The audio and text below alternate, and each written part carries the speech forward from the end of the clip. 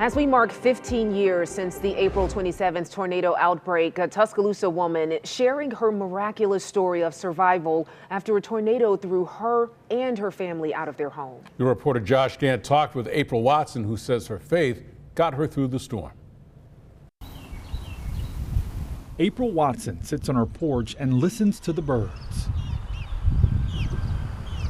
Sweet sounds of a beautiful spring day. But when storms roll in, she can't help but think about the awful sound she heard 15 years ago. The rumbling roar of Mother Nature's fury.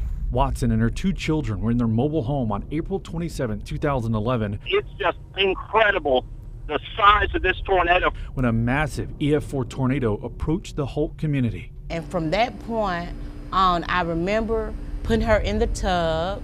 I remember covering her, and I remember saying, Lord, if you don't let this storm pass, just cover us up under your blood.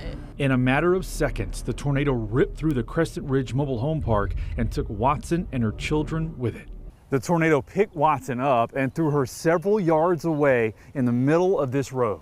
And this is where Watson's daughter found her lifeless body. She had an air conditioning unit on top of her at the time. Her daughter started crying and then praying, and that's when this happened. She kind of like cried out to God, said, Lord, don't take my mama, don't take my mom. And she said she literally seen God draw breath back into my body. It's like I just started breathing on my own again. Robert Reed, Watson's fiance at the time, rescued her, the children, and dozens more from the mobile home park. He's known as the ultimate first responder. I spoke with him about it in 2022. Do you see yourself as a hero all these years later? No, sir, I don't see myself as a hero. I see myself as a person that tried to help others. Watson was in the hospital with head injuries for months. I end up on life support in ICU. So many people, as you know, lost their lives that day. You didn't? Yeah. Why do you think that is? The only thing I can say, it just wasn't my time. It wasn't in God's plan.